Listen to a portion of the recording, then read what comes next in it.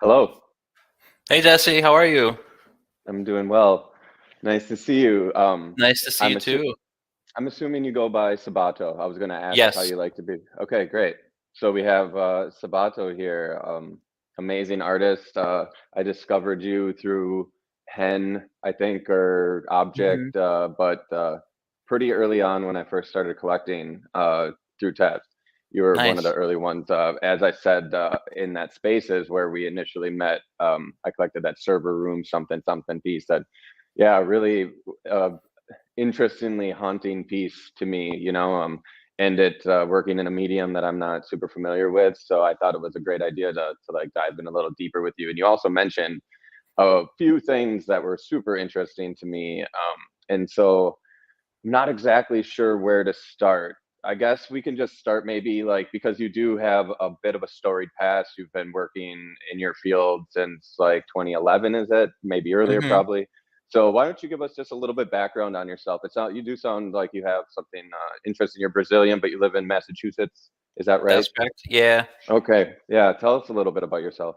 Sure. Well, I'm Sabato. Nice to meet everyone. So I was born in São Paulo, Brazil. I immigrated to the United States when I was a little baby, and I grew up in Miami, Florida. Ended up going to college in Western Massachusetts, and kind of stuck around there after I graduated. Um, when I graduated from college, I was an undocumented immigrant, so it kind of made it really hard to like move around and like find gigs and stuff. And that's kind of when I started working with photography and working with video production. And that was kind of like the gateway that got me into glitch art and post photography and a lot of the practices that I do today. It was in 2011 when I kind of really got into glitch art, and it was during a time when I was working a lot of commercial gigs, like CEO portraits and doing like wedding photography and just Hmm. like commercial shoots and that kind of stuff, post production stuff too. And glitch was like very much against the grain of what the production standards were at the time Hmm. because you were like breaking things, you were like you wanted things to be imperfect and wrong formats and wrong file types and stuff. So I was really drawn to that kind of like punk element of glitch art. And it's funny because I kind of came across it through a friend who's also a photographer. Her name is Christina Rivera. She's out right now in San Francisco. But she had a memory card that was glitching JPEGs, and she let me kind of like explore the memory card and explore the JPEG files, and I realized that like there were zeros being written randomly on the source code of the JPEGs, and I realized that I could do this myself without needing defective equipment. And that was kind of like the gateway for me to kind of like exploring glitch, Oh because it wow. was like you have all these image file types that you can just kind of like break, and that was kind of like how I started, with a JPEG, with PSD Photoshop files, and then with bitmaps and TIFFs, and you just go on and you start going back in history, and it's Wow. kind of like a big rabbit hole that I've been in for like 10 plus years. So here When you I am. say when you say she had a card, what kind of card was it? Like, are we talking an SD It was card a that was video? oh yeah, compact flash card. Okay, that's wild, Yeah, and it was just corrupted basically, it was and just and corrupted. and so I'm just I this is kind of like me repeating you because I'm dumb and slow, but like, you No, it's just good, man. basically looked at the code of the images on this card and noticed that the code, the data was different. Like there's these zeros, hmm and then from that you realize like I don't even how would you go in and edit the code of a JPEG? I don't like. So I got a hexadecimal code editor, and there's actually a bunch of them that are free for like Windows and Mac. The one that I've used since 2011 is one called FR Head.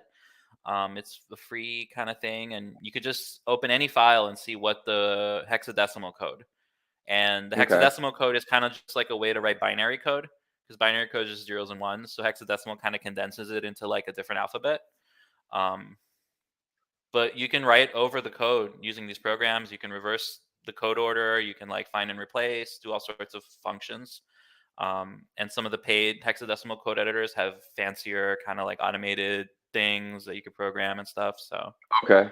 um, yeah, that was So kind of like like Is it a Yeah. process of trial and error really then with your images of like, Oh, okay, when I totally. enter this code, then it does this to the image? I mean, this is pretty fascinating to me, honestly, like the idea of just like, because Yeah, you could take any image and then mess with the code of it and like, that's, yeah, it's just, yeah, fascinating. yeah, it's totally trial and error. The more you do it, you realize that certain images have like similar like algorithmic structures, and that certain points in the file like Okay. will tend to break. You could like, you get kind of intuitive about where to glitch and which code Yeah. to play with and stuff. But it's yeah, You it's learn like the nature of the breaking is, like it's not really breaking, right? Because you just learn the nature of what that is, and then all of a sudden you can like you're creating from the breaking. It's mhm. yeah. Your career has taken you a few interesting places. Like, what have been some of your career highlights, maybe in the last decade? Would you Oh say, just man. off the top Yeah, of your I mean, head? off the top of my head, I remember because I did like a questionnaire and I was like, well, the highlights really is like the people I met along the way, just because like when I started doing glitch art, like I had no idea of anyone else doing it. Like I assumed that I've seen like kind of like Corey Archangel's work and um, Mm-hmm. like Red Dot by Murata like I've seen like glitch art, but I didn't know anyone practicing. And then when I started posting my works to Tumblr, I started meeting people, and eventually I like was brought into this Facebook group called the Glitch Artist Collective, which is still around today. It has I think like 80,000 members, On um, Facebook, this is. and on Facebook, yeah, which is like no one Okay. uses Facebook anymore, but there's like one group that's still active. And they still have shows and stuff, and the community puts together events like from year to year, and there's always things going on in different parts of the world, and you know, that's like for me, like personally, that's the highlight is like meeting the community of glitch artists. And like now a lot of them are in the NFT space and we like can support each Mm-hmm. other and like we know each other. Like you have like Thomas Collette, who is in your fake whale collection. He's also part of the group. And, Right there's, on. there's several artists like even just within the fake whale slate that came from that, Yeah, it scene, which is cool. seems like that scene got some shine from the NFT thing, which is great. It seems like the NFT thing, or the Web3 thing is actually giving a lot of these like niche, like little digital communities a little bit of shine, which is super cool. I asked because I saw that you did a video for this band Dry Cleaning, right? Oh yeah, I did. Uh, That was last year. I did my first kind of like music video work where I did like all the visuals. Um, So I just found out the about it literally like 10 minutes ago, or like whenever before we started this. And then because I remember when that dry cleaning album came out, it had a unique album cover, it has a unique Mhm. sound, it's a good album. And then I watched the video and I'm like, it's perfect for them. Like the style and the video that you made is fucking wonderful. It's very cool. Can you talk a little bit about that Yeah, collaboration? totally. So this was like a total collaboration with Tom Dowse, who is in the band. And he picked out this video from this guy in New Zealand called Ray Collins, which was like kind of like a highway. I don't know how to describe it. It's like just like a documentary of highway construction work in New Zealand. And we were like, "What can you do with this video?" And we were talking a lot about kind of like using video game style glitches for the video, but to use an actual video game and glitching it, it's like a licensing nightmare because of just Mm, how different companies own different parts of like a video game, and it was like too complicated to do it in the time span. But what I could do is I could turn any video into like a Game Boy Advanced like video ROM. So it's pretty much like a 32-bit video that would play in a Game Boy Advanced from like 2002 or something. it literally Um, is. it literally is that format, um, because the Game Boys had video playing functionality. So you get kind of like that crunchy, early 2000s video on video, kind of like full motion video on video game look. I don't know if I'm Hmm. describing it well, but I turned the footage into that kind of format, and then I just started glitching it for like a few weeks, Few and weeks.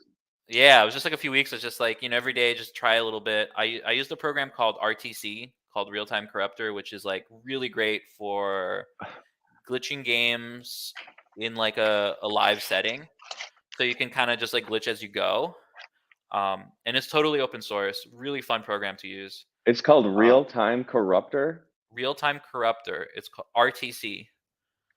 I'm writing And it down. I there's, mean, just that those words are amazing. Real time when I'm corruptor. done, I'll send you there's a website that has a really good tutorial on how to use that program and other kind of like video game glitching programs and ROM corruption and stuff. And it's really helpful.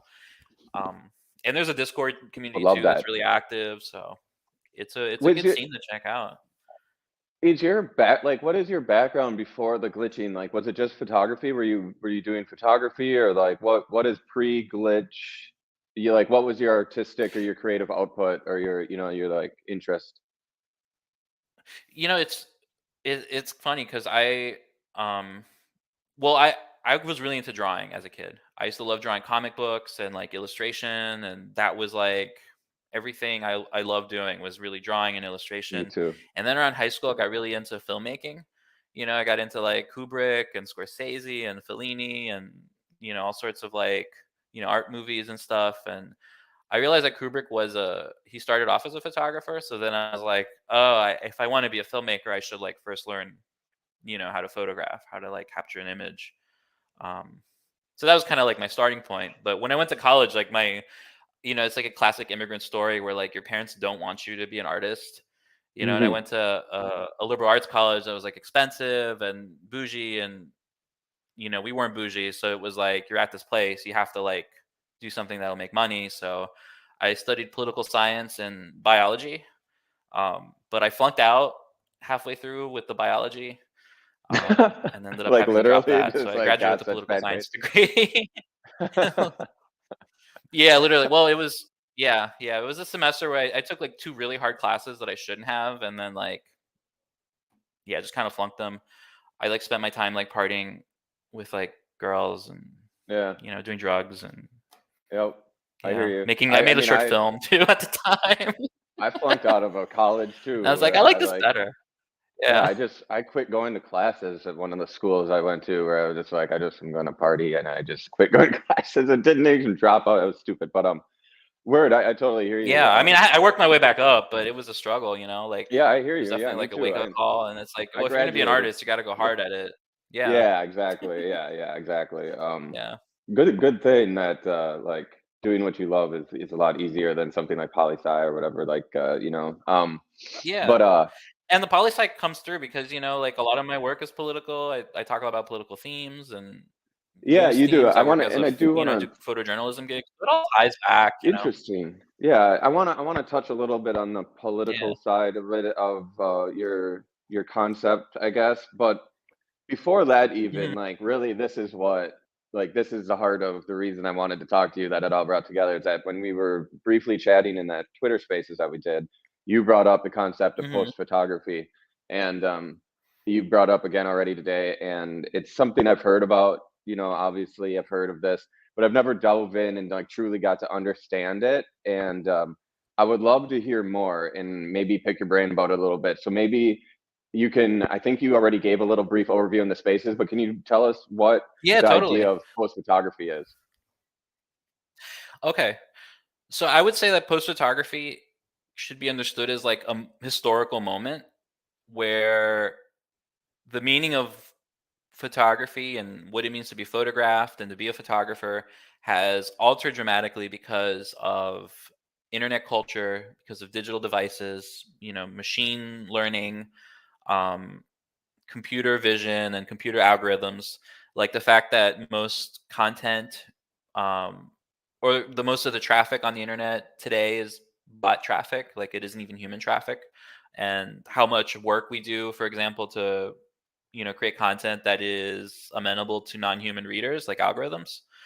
Um, like there's so many different like so much has happened like in the past 20 years where it's like we should reconsider what is photography now, because a lot has changed, a lot of practices have changed. Like we have virtual worlds, we have video games, we live in spaces that aren't necessarily real but that can be documented as if they were real.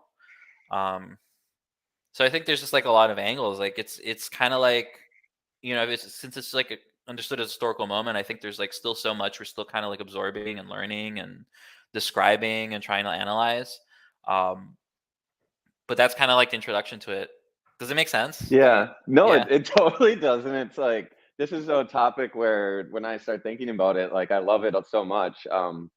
It like breaks my brain a little bit, like thinking about it. Like I'm just gonna spit shit out that I'm thinking Mhm. about. Like when you take a photo in a game, is that a photo or is that a screenshot or like is that a photograph? Can you call that a photograph? If it's a I think you screen, like can. Yeah. yeah, okay. It's and it's one of those things that, like, maybe 10 years ago, you wouldn't call it that. Well, Um, because you don't need a camera anymore to take a photograph. You know what I mean? you Like don't, but within the game, you have a camera, right? Like, whenever you take a a yeah, but it's photo a in a but photo the, mode, but you that have, like, a yeah, but it's simulated like camera gameplay. Like, you'll pick an aperture for your lens, you'll, like, pick a filter a lot of yeah, times, yeah, I totally I get it. Like You have those functionalities, like, built in. wow, When it's in just terms of, like, 3D that's so modeling, meta. it's so meta, it's great, I love it, though, because, like, in 3D modeling, you do have to set up a camera, and it's way more technical in terms of, like, actually doing Yeah, camera work. okay. No, so that Um actually makes a lot of sense because like the little bit I've dabbled with 3D work, you're setting up lighting the same you would in a Mhm, photo studio. exactly. And Yeah. you're taking in those considerations. It's one of those things where I was like, fuck this when I was working with 3D shit. I was like, this is yeah, I'm not coming here. This isn't what I'm here for. But it's fascinating still. Like, so like what I collected on Hen from you at the beginning, Mhm. like where I mentioned at the beginning, like server and whatever, do you consider that photography? You know, I do in a very, like, I guess, esoteric way. Um, like, I would say it's photographed because within the game, like, kinda you do have to, like, position yourself. You have to, like, I designed all the rooms that, or at least all the rooms that I minted were designed by me. So there is that, like, element of just, like, setting up a scene and doing blocking and um, setting up camera movements. Um, so there is that photographic element because I do, like, frame and compose the shot as if it was a photograph. And I have that mindset, like, like, oh, I'm taking, I'm capturing this, I'm like documenting it. So I think there is that element, and that's again the thing about post photography is that we're kind of expanding the definition of photography because a lot of the things that we live with today, like digital online networks, like digital interfaces through computers and technology, video games, these are all extensions of our daily lives and are extensions of our, collective memories, of our bodies, of our, like, social existence with each other. Um, and as such, like, I think they can be documented and photographed. Um, It's exciting to be like at yeah. the beginning of like at the forefront of a new frontier where you're getting to define these things. Like, this is a niche within a niche, even, so like, yeah, you're really getting to write the history books on this kind of subject yourself.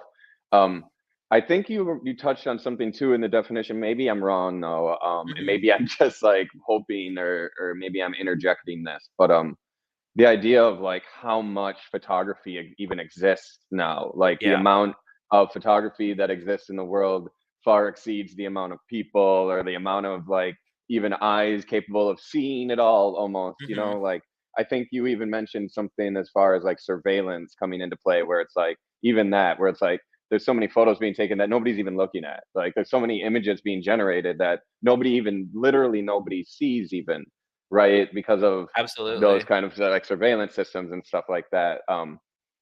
Could you? Is there anything to say about that? Really? Like, Yeah, I mean, and that's, like, probably maybe one of the biggest driving factors of what has changed photography is this kind of growth of what what's been called surveillance capitalism, which is kind of like, I think they have good ideas like Facebook and Instagram, because, around the turn of the century, people started by getting more portable cameras, and then cameras were built into their phone devices, and we started just generating a lot, like, more images than we can consume.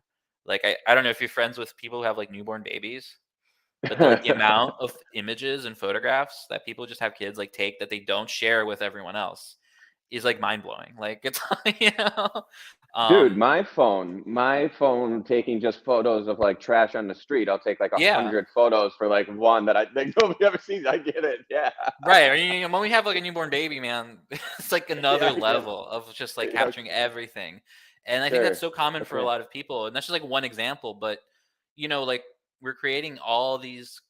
we create so much images like in our day to day in ways that was never done before in humanity, right? And we create more images than we can read, but they're still read by algorithms, by like for example, Facebook introduced, they have probably one of the biggest databases of day to day images in the world, and so they can train a facial recognition algorithm based on that, on looking at everyone's faces and being able to determine who is who, right? So you Wow. have these like, beneath kind of like the, our day-to-day shots and stuff, there are these processes which are aiding in different kinds of surveillance, not necessarily state surveillance. Sometimes it's just like private, corporate, we want to sell you like Hmm. foot oil surveillance or whatever, Um, yeah, Have you and seen go ahead. Have you seen this movie?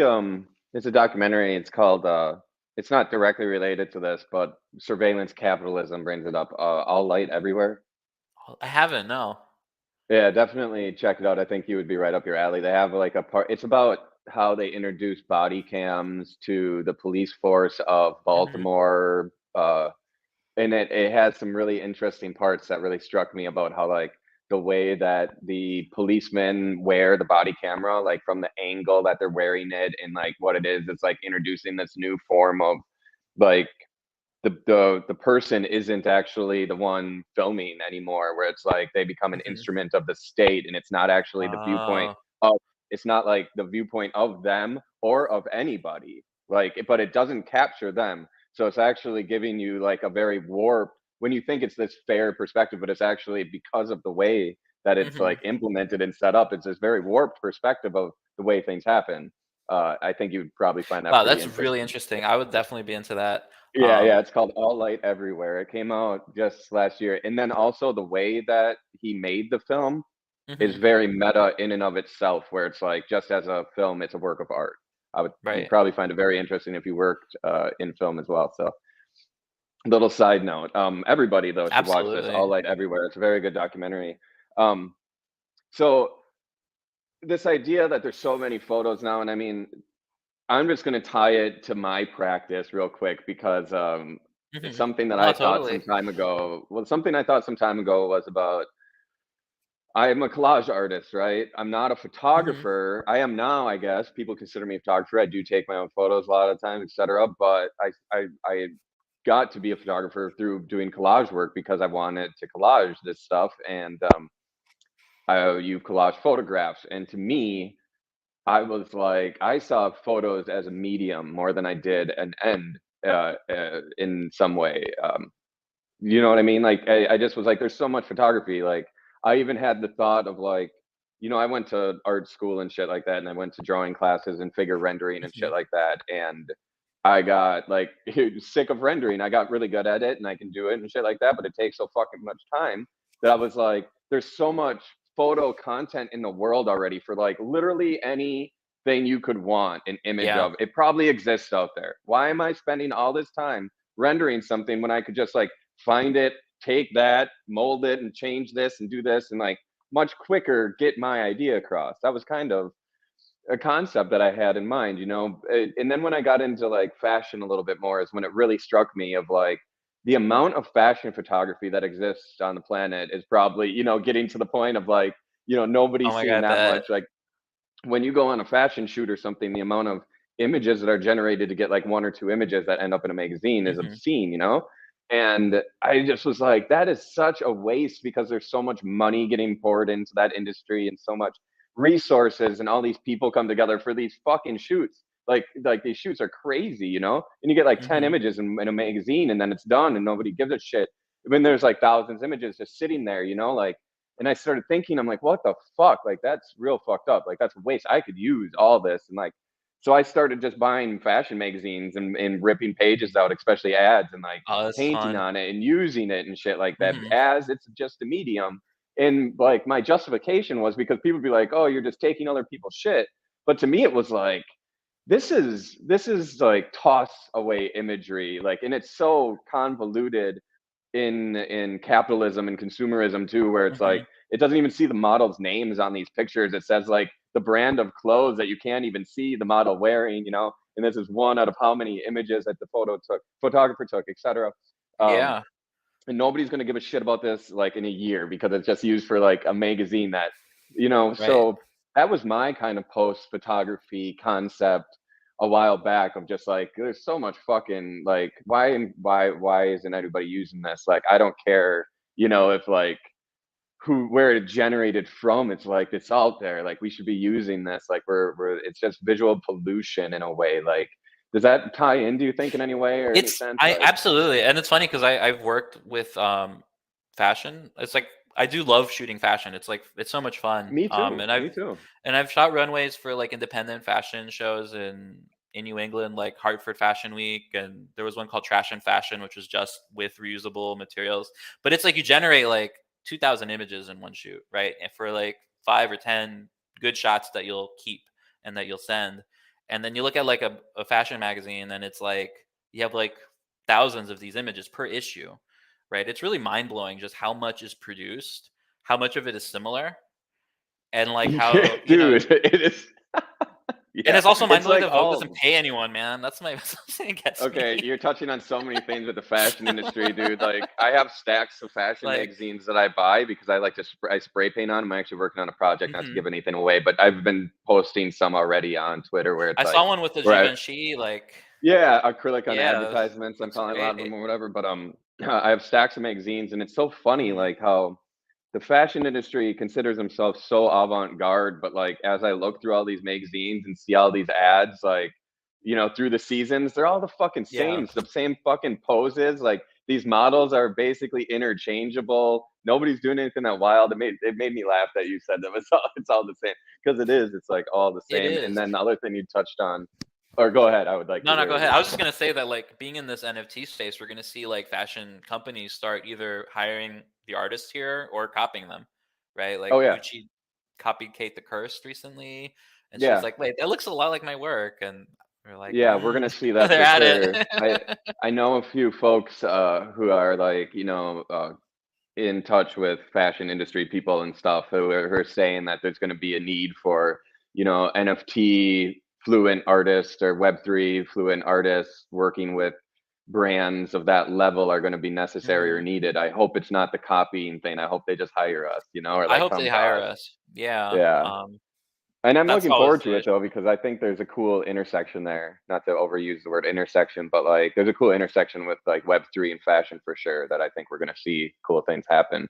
But the other thing you touched on that that we might as well Mhm. bring up, since you know about it, is that these fashion magazines don't pay motherfuckers. It's crazy. They It's don't. nuts. No, It's I have my dude, this image. is a Yeah, it's a fucking pyramid scheme or some shit. You want to it talk about is, some man. real like shit, because like that these fashion like it's mind blowing working with people for magazines, like a photographer for a magazine and doing art direction. They want you to use all these like big name clothing brands that you assume are Mhm. like these huge industry brands, right? Gucci and Prada and fucking, whatever, Louis Vuitton and all this shit.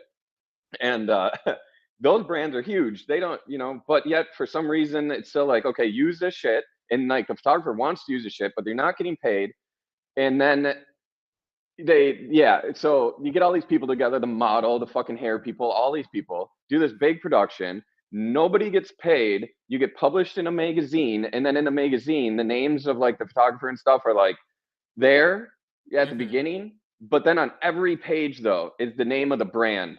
The shirt, this, pants, this. Sometimes you can't even see the fucking clothes in the Right. photo, but it says the brand still for some Yeah. fucking reason. And so somehow this industry has made this system where it tricks people into making high quality imagery that's literally advertisements for clothing for free without even asking them to. But the whole idea is this hope that the brand will see it and then hire them to then do work for the brand. That's the idea. It's Yeah. crazy. It's absolutely insane. And the fact that like photographers have to like front the production costs, it like Exactly. makes it the most inaccessible kind of like photography, right? Because you're only going to get a very specific kind of photographer who can afford that, or who's had a studio or comes from that kind of background. Um, And you don't want to yeah, take too man, much it's of a kind of risk because then you might infuriating. you might turn the Um, brand away, like, so then you end up with this stale imagery. Like if you do something too crazy, you might get the brand that's like super into it and it could make your life.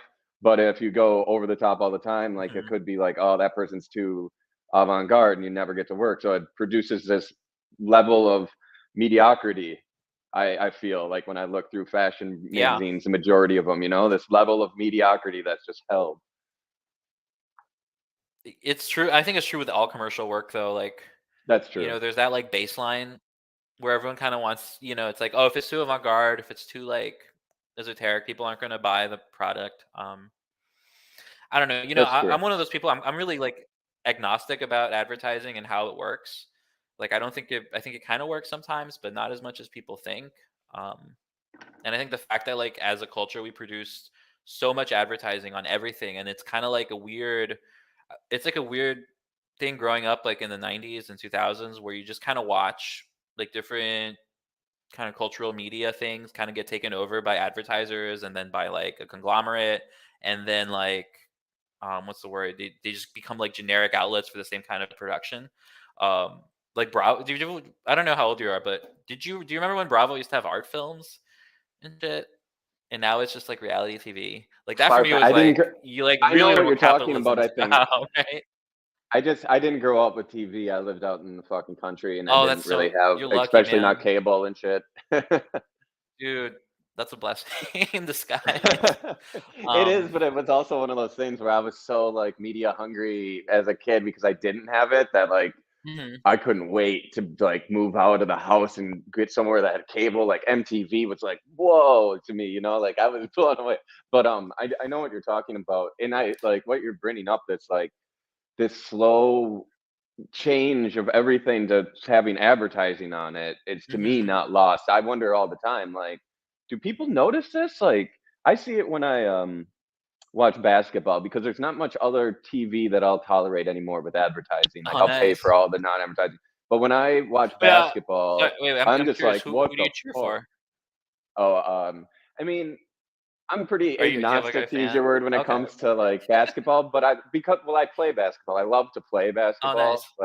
and I love the sport, and so I don't really cheer for anybody, but I like to watch good basketball. Mhm. But Me too. you know, to have a little fun, if I'm gonna pull for anybody, I hope for hometown Wisconsin, the Bucks. Oh, man. Yeah, Yeah, they had they got they they got they a won rough last one year, this though. year. They had a rough one Yep, this year. this But that I'm last a year was Heat fan, awesome. so we had it rough too, you know? Oh yeah, fair. Yeah. Last year was awesome though. Wisconsin deserving after so Oh, long of, yeah. like Giannis is it's so pretty wild. fucking good. I He's love his insane. story too. Yeah. I know, and he's so humble, and yeah, Mhm. it couldn't be like happen to a nicer dude. Like, Yeah, good for him. I agree We're with that. getting off topic No, but though. sorry, man. Oh Ads and no, it's not. basketball games. I love it, man. I love basketball. I just I wonder how many other people like basketball. What were you gonna say though? You've been to some games? No, I was just saying the advertising, like, in games and how it's, like, Oh, yeah, the encroaching. advertising in games in basketball is nuts, right? Like, yeah, I remember basketball didn't used to have all those ads everywhere. Now there's like Mhm, ads on the court themselves. There's ads on like the announcer booth. There's ads going on up there. There's ads on the screens. Now there's ads on the fucking jerseys. It's just like mhm. takes over shit. It's crazy. What is like I don't Do you ever that notice, like, makes me sick a little bit. do you notice how sometimes there's, like, the shot, like, behind the backboard where they're showing, like, a sick dunk, and, like, right on the, like, ledge of the Yeah. backboard, you have a website, like, they'll print a website and just put it on there because you got a screen, you got that space, so Yeah. let's put an ad for something. And like a It's like, shot, it's there's crazy. gonna be a shot here, put something there.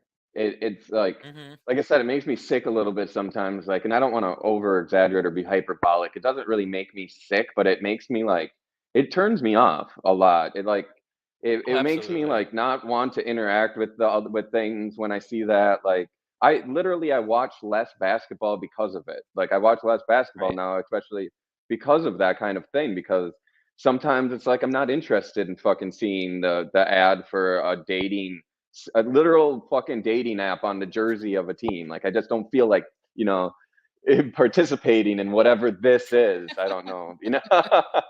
Yeah. But I think that might. I'm sorry if we got off topic with that too, but advertising's No, I mean, insane. I mean, yeah. And, like, the way, I'm like, trying to, eats up public spaces too, that's what, like, gets dude. me I because you were know. mentioning it's an antisocial form of media, I think. But, like, we're losing so much public spaces in so many ways, and it's being replaced by like commercial advertising spaces. Yeah. An And anti-social form of media is really good. yeah, Like that, it is. And it's, yeah. I mean, what can we do? What is there to do? It just seems like everything just keeps getting sold. Like, if you like yeah, privatize man. everything, like then you're just gonna. It's wild. It's like, I mean, it's hard not to think about Blade Runner. That shit's just coming true. Like, just the sides Hmm. of every building is just gonna be fucking ads. Like. It is, yeah. It's everywhere. I mean and that's kind of a nice lead into like some of your more political leaning Hmm. ideologies, maybe, or kind of some of the concepts that you want to inject into your work. Like, could you maybe talk a little bit about that? Sure. I don't know. Like, I guess like I'll just start by describing like the work you collected, the offshore firm, because there's a little bit of like kind of that political angle. Um, so like the idea behind that project, and a lot of it are kind of like these that I designed is kind of like hyper corporate spaces that are at once like very like retro nostalgic. You have the crunchy computers and the graphics and like the 3D and like the plants and the servers and all the things that are very kind of warm, and I think people react very warmly to. But then there's also the corporate element, which is kind of what I explore through the series. I call it the offshore farm, and there's like this kind of narrative about this company or this firm. It's kind of like a secretive sort of wealth management hedge fund. Like they circulate capital. You don't quite know what they do, but they do a lot, like one of those companies. Kind of like the ones you find out about in Panama with the Panama Papers, where they're Yeah. kind of like facilitating, helping hide money from governments. So it's basically a company like that.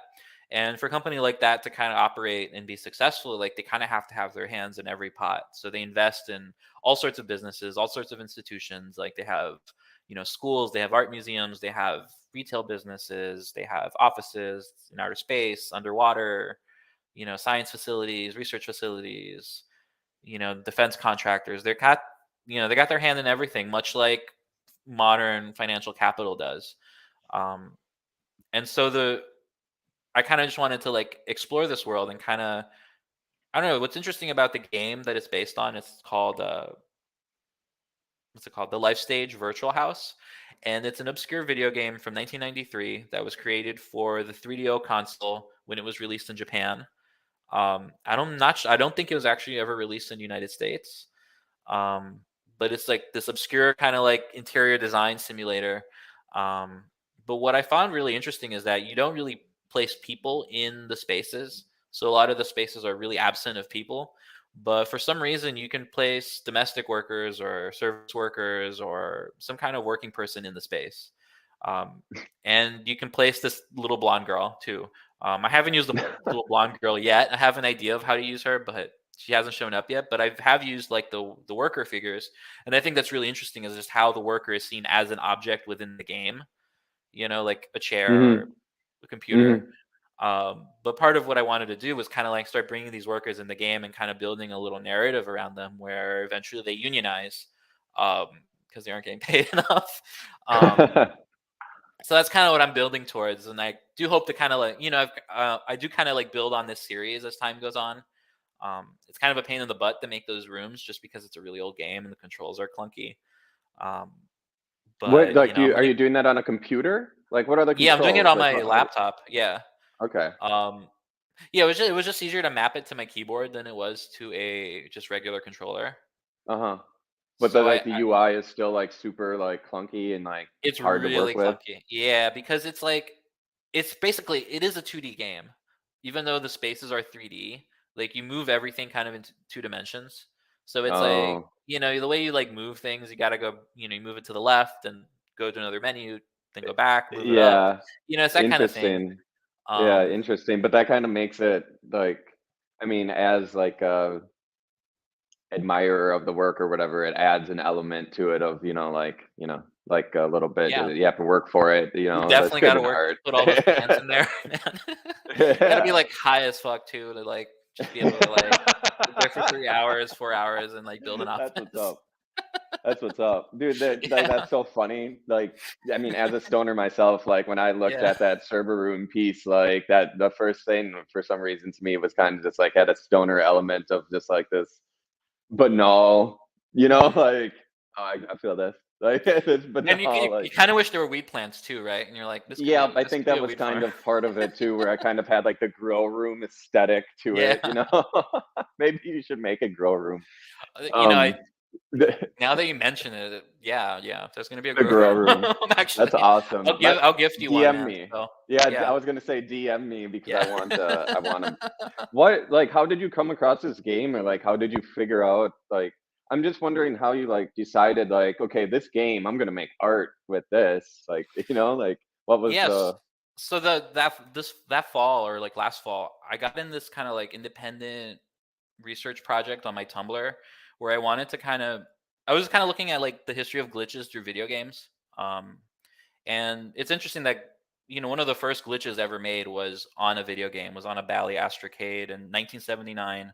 One of the artists, Jamie Fenton, she's still around and wonderful person. I'm not sure about what the other artists are who worked on that, but anyway, so there's like a long history of just like glitches in games, right? So I was Is there? looking Do at you say the that. 19? You say 1979 was the first glitch? Is that like the first intentional glitch? Well, the first like I would say one of the first digital works of glitch art. Yeah, Okay, intentional. What they did is 79, huh? I think they just messed around with the cartridge in a performance and got all these glitchy kind of artifacts. I think the name of the piece is called Sunday TV Dinner. I might be wrong on the title, but it's something like that. Um, Cool, I love was it. like researching all these video game stuff, and then I got in this kick. I was like, I want to find out what the history of the photo mode was, right? Because now every game you have a photography mode where you can like pause the game and then take a picture of your character, pose your Yeah. character, do all these kinds of like photographic sort of operations. And I know that like Nintendo 64 was like the first system I played that had that option like really intensely.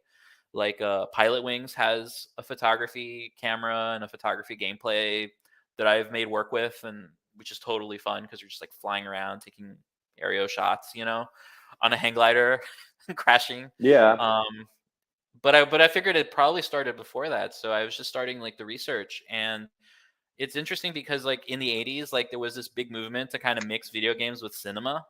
So there were a lot of just games that were had either tie-ins with Hollywood movies or they were like kind of like had this like live action movie feel where you kind of like picked choose your adventure movie type gameplay. Hmm. And the first game that kind of married the photo mode aesthetic where you have a camera that you're positioning and you're using a camera to play the game or to get something out of the game was this game called there was a demo version, but the first released game was called Night Trap, and it was basically you were just kind of like you control a kind of like a security system and you're flipping through different security monitors. So you have like it's not even photographic, it's basically like surveillance cameras, which is interesting because in the 80s people were more interested in surveillance cameras than just like photo cameras. And I think it's just kind of like how the industry was in terms of just like digital imaging, because digital cameras weren't really out until the mid 90s, right? In the 80s it was like you had digital kind of like video surveillance equipment, Like but a lot of CCTV cameras were type still out. shit. Yeah, like CCTV, that was like really popular There's in the some 80s. really cool like CCTV art like that I really like by like Bruce Nauman, Bruce Connor Oh yeah, back in Bruce those days, Connor's whatever. sick. Yeah. Yeah, I Um, love that kind of shit. It's very inspiring to me. Like I can see like I really want to get some CCTV cameras and like fuck around with that oh, whole that's procedure, but fun. not to get off But then again, topic, that's but the yeah. post photography right there. The use of just Yeah. like surveillance cameras Yeah. instead of photographic cameras. Um, but yeah, so I discovered that game, and then I just kind of went in that rabbit hole, and it's like, what's the next game? And eventually, I came across the Life Stage Virtual House. I'm not sure how. I think it was just like based on a YouTube recommendation because I didn't see it really mentioned in anyone writing about it or any literature. And I was like, holy shit, this game came out in 1993, which was for a 3D game where you're positioning a camera, like it was pretty groundbreaking. Um, I think there was a game in 1992 where you have like it's like a side scroller like Mario type game where you have like a camera gameplay, but you're not really taking photos in like a meaningful way. It's just more of like kind of like a shoot 'em up side scroller game. Mm. But virtual house was, you're actually in a 3D space. You're positioning a camera, you're moving these things around, and you're kind of like the camera. You just the way you move and stuff. So that game stuck out to me, and I posted it on Tumblr. When I found out about it, and it blew up. Like immediately got like 1,000 likes in a weekend. I was like, okay, this is more engagement than I usually get. So I was like, well, maybe I should make a room and sell an NFT of it. I was a little iffy on, selling, because there is pre-made rooms in the game that I was posting. But I figure like making some, posting that someone else made, like if I do too much of that, I feel like it might be problematic.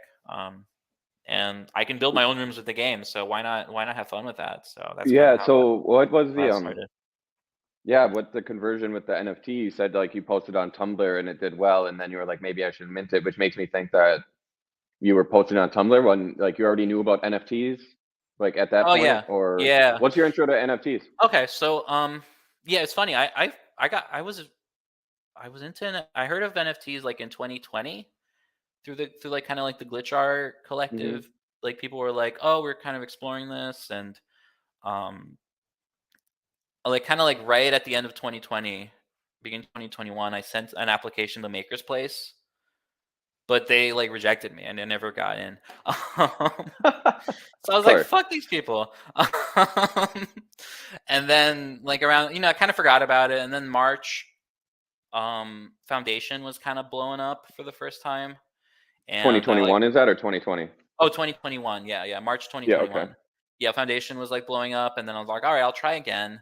Um, Tried really hard. It took me a while to get like a Foundation invite. I like tried Rarible. I minted something on Rarible and it felt kind of like throwing money in a black hole.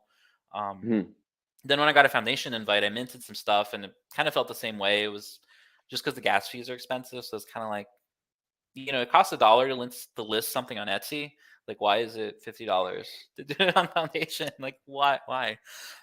And then I found out about Hen, kind of like after I had like a bad moment with Ethereum marketplaces. I was not digging it, because you really kind of need that Twitter clout to be able to sell pieces on Ethereum, I think. Um, but then I found out about Hen, which is on Tezos, and Tezos was, I think at the time, like $2 or $3. Um, and it was, so the gas was affordable. The site was, I read about it. It was like made by Brazilian artists in conjunction with other artists from around the world. So it had like a global South feel that I really liked. And I saw that like artists that I really, that I admired were minting on it. Like Laturbo Avedon had works on there. I think Mario Klingman had works too. And so Hmm. I was seeing just like good art, like, like there were artists that I liked. There were all these kind of things coalesced. I was like, all right, I'll try Hen. And I had a much better experience. Um, and then there was like there was an object for object event where you kind of gave out free things, and then someone like sniped all my free objects, and I got so mad. And then I bought every one of them back for like 0.01 Tez. It took me like all afternoon, but I was like so mad that someone like bought them off the pot. And then I was like, I'm gonna take a break from NFTs for a little bit, and then I took that summer off, kind of. Honestly, like it was during the pandemic, so I was getting money from the government through their PUA programs. Hmm. Um, Yeah. I'm in Massachusetts, and Massachusetts is nice to immigrants compared to other states, so they were giving me like money for the pandemic, Yeah. and that was nice. And then when that ended, I was like, shit, I need to replace that source of income with something else, and Yeah. I Dude, got I right hear back you. into NFTs. Yeah, dude, like that's Yeah, funny how that worked out, right, man? Like I yeah. had a somewhat similar situation, pre NFTs. Like I was just, it was pandemic times, just Hmm. doing that pandemic thing. Like here in America, like they were just forcing you to take money. They're They literally were. forcing it on you. So, yeah, It was but then nice. afterwards, I, yeah, I hey, miss those hey, days a I little mean, bit. well, we might be paying for it right fucking now. That's true. Well, they're making us pay for it, right? They're like, "Well, we give you all this Yeah, money. Now meat's yeah. gonna be $15 a pound." So Yeah, and the interest rates and yeah, whatever shit that I don't quite yeah. understand or fucking care about, whatever, right? Because we're artists. But uh, so like you covered a lot there when we got into the NFTs and stuff like that already. I was gonna Oh yeah, ask sorry, I that just like about. went off. Like, No, that was great because I was going to ask you how you transitioned or like found out about the NFTs, after mhm. doing the video game art and the Tumblr and all that stuff. So you really covered a lot of it. Yeah. Where and you're minting still on Hen or not Hen, I guess, but like Object or Yeah, yeah. Oh, so where do I you should mint? mention, I came back because of artists in the space who were like, Sabato, what the fuck are you doing? Come back and sell. Oh, Like, your work is great. Like, Sky Goodman and Thomas Collette, who's also in your collection, also were like, right on. get back here. It's a cool scene, and Yeah. I mean I really like your work too. I like Well, I that you have appreciate this it. And weird likewise. narrative behind it. Yeah, I wonder, like, I feel like you're literally world building in that way, and it would be cool to see Hmm. where you're able to go with it. Like in this, like, I touched on it a little bit in the spaces too, but like I think that you're kind of into like that eco horror kind of ecological, like, you know what I'm talking about at all? Are Like you interested in that catastrophe. at all? Yes and no. Um, I mean, yes, just because it is, I think, a super pressing issue, and it's like I do have that bio major in me, so I do like Hmm. stories about natural systems, about just how things interact and ecologically like function. Like I do, as you mentioned, world buildings, but that is what I like about world building is that you have not just like the human social, but you have like other ecologies and the way everything interacts, and sometimes just the way things function or malfunction and how everything is affected. Like I do like to think about kind of like this holistic, like ecological kind of way. Um, but I think the catastrophism thing with like let's have work about that are like super post-apocalyptic or like you know about like climate disaster. It's one of those things that I think can be useful, but can also easily turn into a cliche if there's too much of it. Hmm. And it's kind of like it doesn't necessarily build solidarity or help the cause in the greater scale. If everyone's just always exposed to fear and anxiety, they just get used to it and ignore it. And I kind of like explore that I did like a series of data moshes of just like people hanging out on the beach, and that's kind of my how I feel. It's like this catastrophe has happened, and people are just gonna go, do their day by day as if everything's normal. Um, like I think there's just like a Yeah, difference in scale where we can't really cope or understand and do anything about it, and it's kind of like despairing in a way. It can be despairing, it's um, it's especially living fascinating. in the U.S.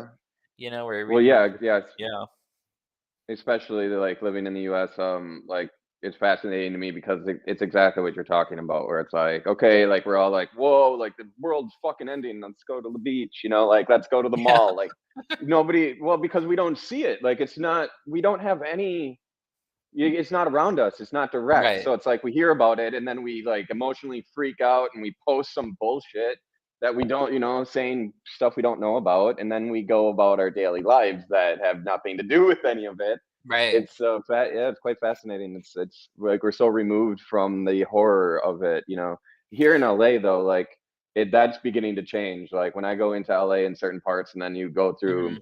an area like Skid Row, like you're not like you see it. Like that's like there's some shit. That's not the eco shit. I mean, kind of whatever, but it's just to say that like when we're removed from it, like it's so hard to like really be in touch with that kind of in the way, Absolutely. but the way that you approach it in your work, it from what I see at least, is like you're not really hitting anybody over the head. It's somewhat agnostic in the way that you said earlier, used that word earlier, and like where you maybe present it without judgment almost or something. It's almost like you have a banal sense in your work that I don't know if that is like intentional, would you say? I think it is. I'm really into the absurd. Like I love the Okay, absurd yeah, literature, and I think a that's big right, you part brought up Kafka and when we talked before Kafka too. and like absurd, what do you call it? Absurd theater, like what is it, Beckett and Pirandello and all that shit I read as a kid. And it's the absurd is great because you mix the banal, right? You have this kind Yeah. of like banal expectation of something, and the universe is totally contradictory to that. Even though the expectation could be like, just like waking up in the morning, be able to go to work, but then it's like you can't. You're a giant fucking roach, like what you gonna do now? um, that, and I think like as I was an undocumented immigrant, and that's a fucking absurdity, like the way just the immigration system works. So Uh-huh. that's like, when you like live with these systems as in like a day to day, um, I can't You know, imagine like you the can't headaches imagine. and Like, it makes the no sense. the bureaucracy Bureaucracy. that even me as like I mean I have not I should not complain ever about my status in society I guess, but like the bureaucracy that even I have to deal with is like drives me absolutely insane. I have Hmm. zero tolerance for bureaucracy. Now bring that to something like undocumented immigrant, and I Absolutely. can't even fucking And imagine like the yeah, head smashing against the wall that you must have wanted to do so many times. the crazy thing about it though is that the reality is that getting access to the bureaucracy is the biggest challenge because it is closed off for so many people for like no reason besides like kind of like I'm going to put it like bluntly, but just like U.S. imperial interest in Latin America, right? Where it's like we can take their resources, we can extract, anything from them, their culture, their resources, whatever, but we don't want the people.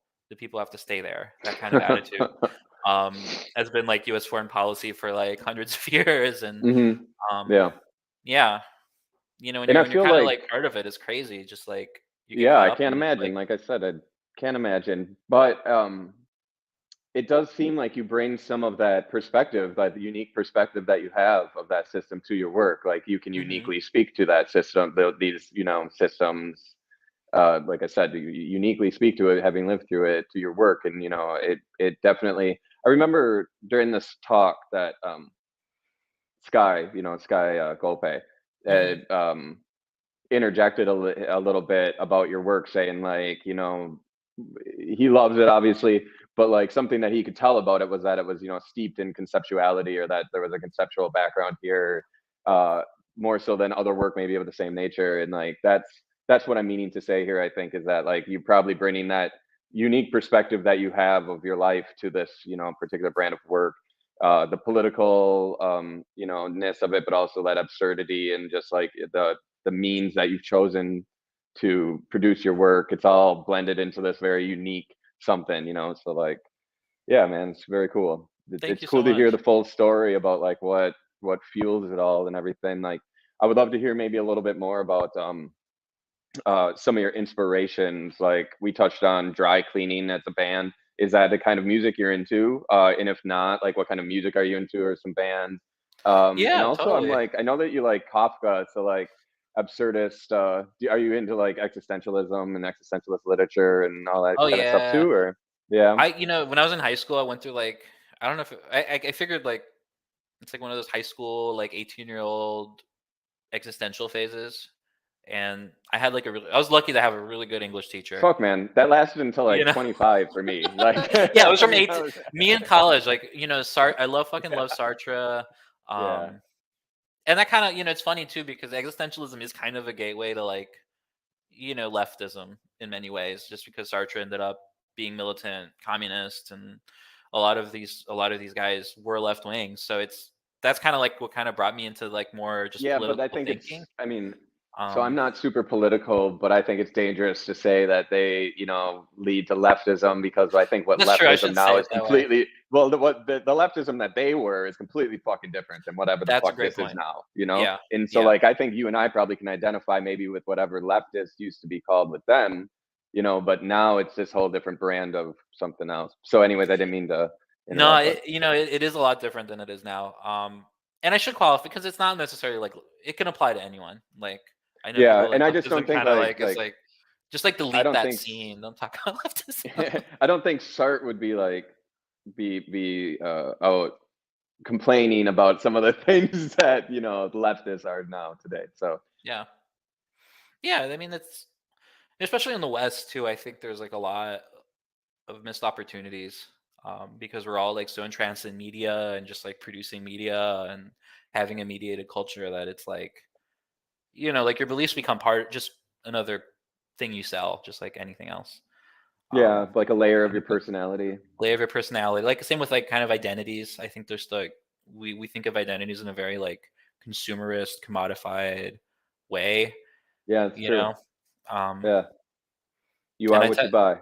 yeah, you are what you buy, and it's like, oh, are you queer? Well, which queer flag are you? That kind of Which queer Yeah. micronation state do you belong to?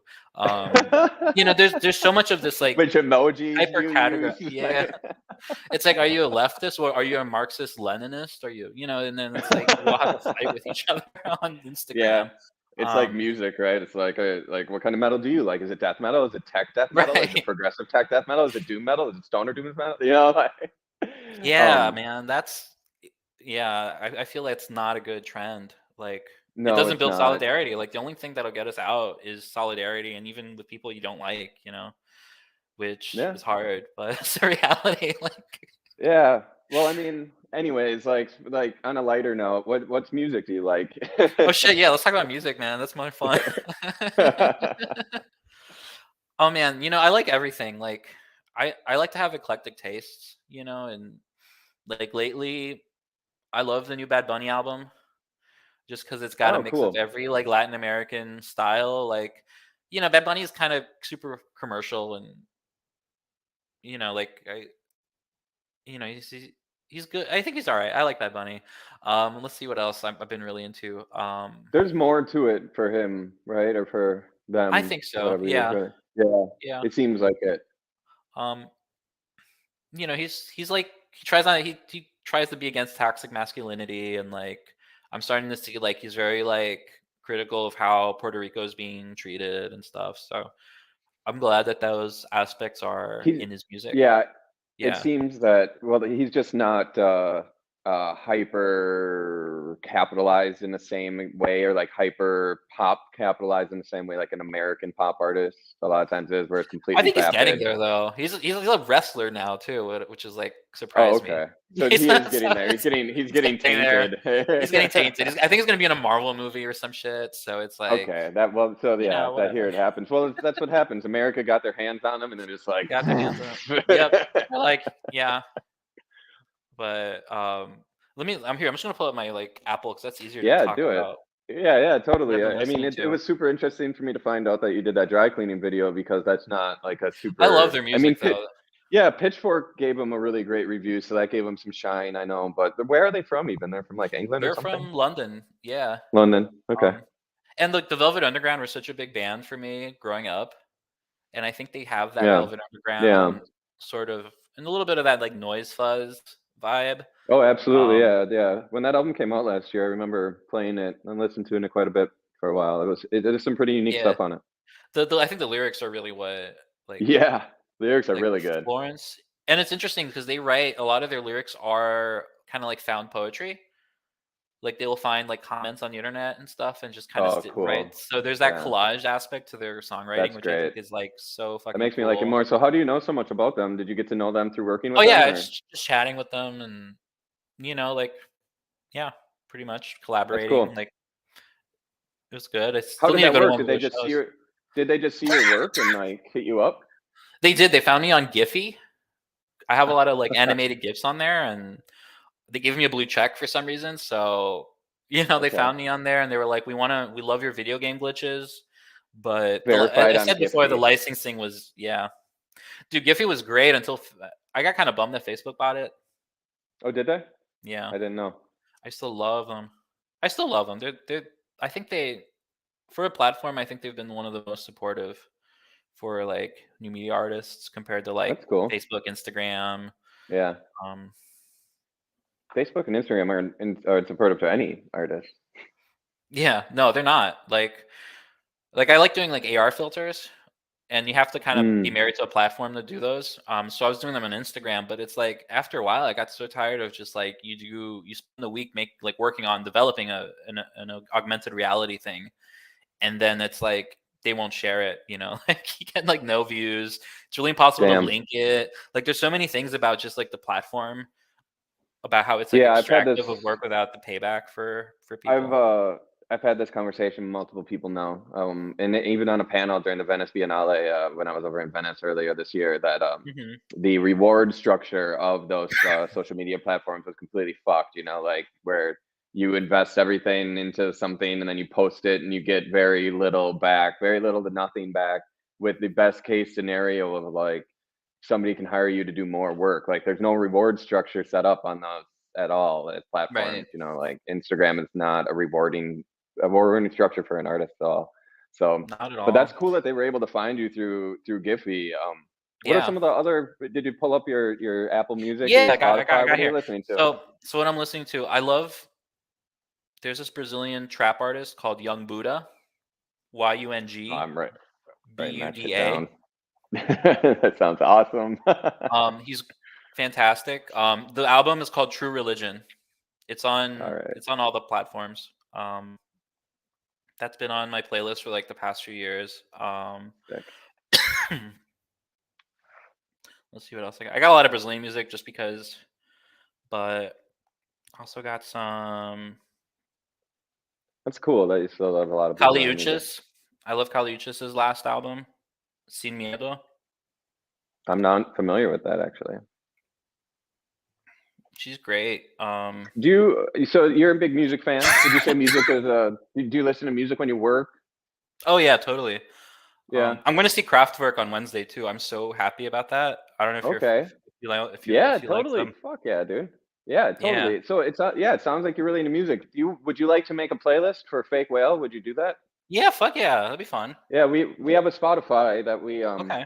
all the featured artists make a playlist, and all you have to do is send us a list of tracks, and we assemble it. And I guess this is a really good advertisement for everybody listening that there is a Fake Whale playlist for a lot of the Nice. artists that we have conversations with. And it seems like you're perfect for it because you have such eclectic taste. I have really eclectic taste too. I like Well, what have you been intentionally. into? Right now, I'm listening to Blood Orange like Blood crazy. Orange. Yeah. Yeah, I recently well, I guess slowly transitioned to really only listening to vinyl when I'm in my studio and Hmm. only CDs when I'm in my car as a way to get away from the phone and also a way of like reconnecting with music in a more meaningful way. When I'm on Spotify, I'm always looking for something else. And when like, so I like went and bought 3 Blood Orange albums that I could find. It's so fun finding albums too, but Oh my like, and god, I've it just been is. listening to Yeah. nonstop. Um, I've listened to that, Future, like fucking crazy. Hmm. And then just random stuff because that's kind of the beauty of listening to vinyl too, is that like you listen to kind of what you find at the time. So That's true. right Yeah. now, that's a lot of Blood Orange, honestly. Yeah, I'm just stuck on that. Particularly Angel's Pulse, which I think might be the last one. It came out in like 2019, and I wasn't Oh, you familiar with it, know but that's what? I really haven't good. actually heard that one. I've heard he had one that came out like 2016, 2017 that was like a big hit. Yeah, that was I can't Freetown remember. Sound, I think, right? Yeah, Freetown Sound, That's a really great album, which is a yeah. great But album. Angel's Pulse, they consider a mixtape, but it's super cohesive and it has some of like I love like really hazy but dark stoner rap type shit. And Hmm. there's like some really cool like it's a Ooh. perfect like stoner Sunday album, you know? It's Okay. great and it's really flowing. Yeah. Like you'll love the Don't want Young to get Buddha to a because that's that vibe too. I'm It's I like wrote dark that shit stoner right rap. down Yeah. as soon as you said trap, like trap Brazilian, because I mean I love Future and Travis Scott is actually the next one that I'm planning on just like Hmm. randomly grabbing some albums and being like, okay, let's see what Travis Scott Just is sitting about because down. I've never really given him time. Do you like Travis Scott?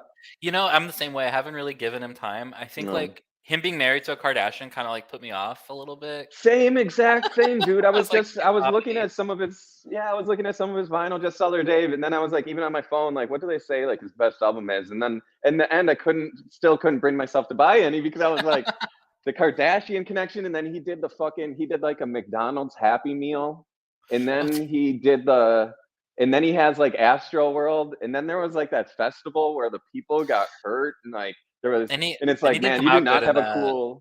you don't have a cool track record of things going for you, No, man. he's got something else there. Oh man. That's so funny though that you had like the same feeling about the Kardashian, or it just like ruined it. Um, do you listen Yeah, to like much rap? Kylie too. I do, yeah. Rap was like I grew up in Miami, so it's like Mm, it's a funny just like kind of like me figuring out like who I am because it's like I was really into rap as when I was little and then like I went to high school and then it's like people are like, no, rap isn't cool. Indie rock is cool. So then I got into indie rock when I was like in high school and college. And then after I graduated, I was like, well, what music do I relate to the most? And it's rap music because it's about working. It's about, you know, either being an immigrant or being marginalized. And like, yeah. I found out that MF Doom was undocumented like all his life. Really? Like, what? How does no one know that? He was I like didn't know banned that from the either. That's US too. awesome. That's amazing. It's I had amazing. no Like, idea. yeah, Yeah. no one knows that. And like he mentions it like briefly, and he like lived in England, so it's not like he like, suffered that much for being undocumented compared to like other people, but um It is still like like relatable in like so many ways. Like that, it's so like relatable. they don't like rap music the way like their level of like giving a fuck about so much of the things that we're made to feel are important or something, or like Mhm. I don't know, like people, I think there's a big misconception like, oh, they're just rapping about money and yada yada yada yada, but like if you really get to the heart of it, it's not really about the money or whatever. It's about like the freedom associated with the money and Mhm. escaping their situation and stuff like Absolutely. that, Yeah. and to me that's completely fucking relatable. And like I think that if rappers have figured out ways to like make money and use money as a tool for their own freedom, like they're fucking smart as fuck, like, and the ways Absolutely. that they figured Yeah. out to do it. And then they tell these elaborate stories that are just so beautifully crafted. I think Mhm. rap music is completely, it's such a beautiful art form. But I not to get too absolutely off agree. topic. Nah, it's really dear to me. And yeah, like it's 21 Savage is also undocumented. Like it's funny, like because you have all these adversities, and you still work through it, and I think that's what's inspiring. Like when I graduated from college, I didn't have papers, so it was hard as fuck to get a job in a Massachusetts labor market. And so you hustle, and so like you kind of want the inspiration of other people who had to hustle against adversity just to make their money, to be able to own their work and to do what they want and what they love. So I got so much respect for Absolutely. that. Yeah. Yeah, that's wild. They're very industrious too. I love listening to like, just a quick shout out to Freddie Gibbs. I love Freddie I like Gibbs. Fair Gibbs too. I'm a huge fan of Freddie Gibbs, but I don't know if you've ever listened to that dude like just talk. But he is Hmm. so real. Like money and fame has not changed him at Hmm. all. Like it doesn't change what he says, how he acts. It's insane. Like so like say what you want about Joe Rogan, blah blah blah, but I'll listen to Joe Rogan's interviews sometimes Hmm. because he's a great interviewer and he has on good guests sometimes. And he's had on Freddie Gibbs multiple times, and they are just the most enjoyable conversations. Honestly, like Freddie Gibbs just in conversation for like 3 hours is amazing. But Freddie Gibbs is always talking about like, to me, Freddie Gibbs is like one of the best rappers, but even though he's so talented, like he's still talking about like, oh, I don't want to just do this. He's like, I never wanted to just rap. He's like, I want to do this and this. And Hmm. he's like, I'm trying to make this amount of money, and so I can do this and this and this. And it's like, wow, like it's inspiring to me to hear somebody talk about that, especially when they're so talented, because when you're so talented, it's so easy to like just stop, at the talent. Like you kind of get things given to you almost as easy, but like Yeah. the to be industrious and like continue on is super inspiring to me. And then also, real quickly, Ali, the moderator or whatever you want to Hmm. call him for Fake Whale here, just sent me uh the new Pharrell track Oh, yesterday. the I don't know one when that came out. with Tyler Tyler, and oh, fuck, that's that's really good. good. Yeah. Yeah, it's really good. So shout out to Yeah. that track too, real I quick, was and I shout was out to Ali. missing I was missing that kind of like where you just have a bunch of like really good rappers just go at it. Just yeah. Have fun. And like the video for it's really fun too. And Oh, I haven't Tyler, seen the like I video told yet. Ali, I would text him back. I'm like, Tyler just steals the show. It might say Tyler's so Pharrell's good. name on this. Tyler's the shit. Tyler's Tyler's so another one of good. those that I've listened to a few of his albums a lot, particularly his early ones, but I'm waiting Mhm. to buy some of his vinyl stuff for his later albums to really dive in. But some of that early I one, I bet can't, Flower what's the Boy name on of that vinyl video? is like Yeah? yeah, Flower Boy on vinyl I bet is like Okay. amazing. Cause just I've that's actually got like seen such a Flower mix Boy. of sounds. Cause it's got the rap, he has good rap songs, but it's also got just like production. I don't know how to describe it, but it's just kind of like he was really vibing with these kind of like 60s, a little bit of Mm, Tropicalia production. It's very like summery and cool. floral, Yeah, yeah. in like a good way. Well, that suits the album cover, I suppose. Yeah. Like the whole album cover. What back in the day there was that song like when he was early on coming out. I think it was like what really got me into him was that black and white video where he has the spider and the song is just Is that gnarly as hell. Yonkers? Like, yeah, I think it is. Yeah, Yeah. I just remember he's rapped some things where I was just like, I don't think people have said this shit before. Like that's insane. Like this dude's Oh my bonkers. god. It's funny. I was in college when that came out, and it was like I could tell he was like crazy talented, but I was like my vibe was like, I wish I was like this angry to like this music, because right now, at the time I was like not feeling that vibe. But if I was like 3 years younger, oh my god, I would have been there. I wouldn't have to have listened Oh, to I was Eminem and there. all that. Yeah, I mean, I love dark shit. Like that never leaves me. Yeah. Like shit can go as dark as fuck. Like nothing offends me. Like you can do the Hmm. worst fucking shit. Yeah, I just saw that new Cronenberg movie and it was amazing. But I mean, I Oh, I like to want watch. to Do you see like that. Cronenberg? I do. Yeah, I mean, Yeah. this isn't. People walked out of that movie. I guess I always hear that and I'm like, really? Like I I don't understand people that get offended like by anything, but Hmm. especially a movie. Um, but that movie starts out. This is giving nothing away because it's the reason that people walked out. But the movie starts out with a woman killing her own kid, like, and it did. I didn't even think twice about it at the second. It made me think twice about myself, I guess. But anyways, yeah, I'm always in that dark zone. And definitely see the Cronenberg movie if it interests you. Crimes of the Oh, Future. It's good, I would love to, and I want to see Titan too, which has got that Cronenberg vibe that came out dude. last year. Yeah, I went and saw that in the theater. I happened to be in New York for Hmm. NFT NYC actually, and I went and saw it in the theater, and I was just like, "This rules!" Yeah, Titan is awesome. Titan, Yeah. I think. I don't What know how to say it. the director did another movie that's really good too. I think it's called Raw. Raw. Raw, Yeah, yeah. I haven't that's a seen. good I movie. have both of them on my list, and it's just like I just need to sit Definitely. my ass down and watch them. Yeah, Titan is awesome. Titan was right up my alley. What other movies? Like you said, you were into film and everything. Like, do you have Oh some yeah, recent film Re- recommendations? Quick. okay, shit. Sorry, put you on the spot. I'm the same Trying to way think with top of my like head. there's so much. Um, Or like there's so favorite much. films ever. Favorite films ever. Shit. There's so many. The Oh, thing it's is, if I hard. say favorite, I'm gonna think like the most like pretentious like film, and then it's like, is it Well, my just favorite film? anything, I don't yeah. know. I I know. always do that same thing. Oh my god! Recently, Bacurau. Have you heard? I'm gonna bring it back to Brazil. No. It's this Brazilian film, really great. It's kind of like a What is it called? B Bacurau, Bacarau, and it's No, I've never imagine heard that. a B movie Western sci-fi movie. Oh. It's When about did that like come this out? small. It came out in 2019, like Okay. internationally, but it came out in the U.S. in 2020. Um, Okay. and it's about like a small town in northern Brazil that gets like pretty much wiped off the map. Like it disappears from the map, and then all of a sudden they realize that there's like mercenaries, trying to like kill them and take their water. Um, so they kind of join forces and fight back. So it's like a B movie Interesting. west. It's like a western in that sense, but it's got like sci-fi elements, Yeah, it sounds familiar for action some movie reason now that you elements. say that.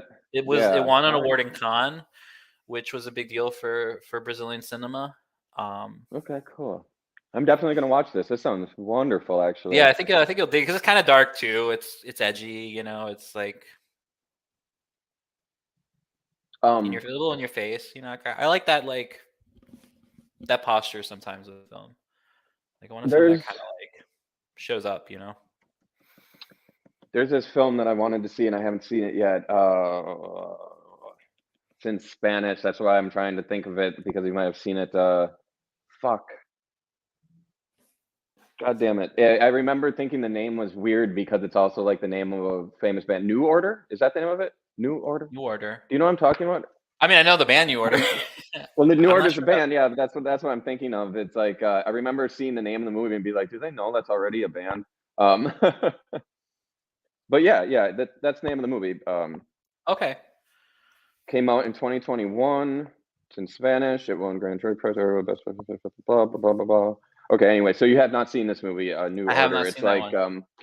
I remember I just saw the trailer and I was like, "Fuck, this looks dope as hell," because it's kind of what we're talking about politically, even where it's like, when I saw the trailer and it was like Oh. a very rich, affluent family Hmm. having a wedding, like having some sort of like a wedding, and it's all like very fancy and blah blah blah, and like all of a sudden there's like armed rioters, at the gates, and like it just turns into like this chaos, and it's like this Oh like wow. revolution. Yeah, right. So like in New Hmm. Order, this idea of like the uprising.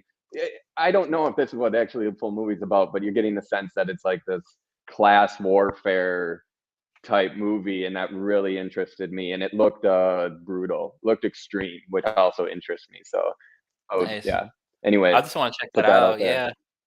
Yeah, me too. I'm glad it just came to mind now within this conversation. But I'm actually super excited, Bakaru, to put this on my list. Maybe even watch that today. Cool. Man, I've taken up a lot of your time, more than I Dude, thank you expected so to. But I much. mean, You yeah, know, we've it's had so much in I've really common. enjoyed it. I love talking to you, man. This was fun. I got mad I respect for your appreciate work it. Yeah, too, like your same. collage work and your paintings, and I'm really happy I'm just to gonna be be part of this continuing Fake to. Whale collection. Absolutely, we're gonna definitely be Yeah. following along with everything that you have going on. Do you have anything coming Same. up, or any project that you're working on, or do you want to give a shout out to anything in particular right now? Let me. Well, I'm before that. Are you going to be in NF? I am going to be at NFT NYC next week. Are you hitting that up this year? I don't have concrete plans at the moment. Okay. If something brings me there, it's possible, but if Well, if you're not, but there, if I give a do, shout out. Yeah. I'll be in but town. also for everybody who's listening to this, since this will be posted this week, you'll be. Are you But part of any events? Or are you I going am. to I'm anything in I'm showing particular? with the Refraction Festival with the Refraction DAO. I have a work there along with friends. So if you're in New York City, if you're in Brooklyn, Refraction DAO it's in on the Brooklyn. 22nd in Zero Space I think it's in Greenpoint, but come Cool. out. Well, Yeah. if you have information and a flyer about that, once this is posted, throw it in the comment section so that people can Oh find yeah, that yeah. easily. I'll totally do Yeah, that. Yeah. wonderful. And also, please make us a playlist because I want to listen to it myself and Oh, find out totally about will, some man. shit. Almost gonna be Yeah, fun. I really appreciate your time. This was a lot of fun, and Dude, it we'll was really nice definitely talking keep to in you, touch. Jesse. Very nice to meet you, man. Nice to Cheers. talk to you. Yeah. Appreciate it.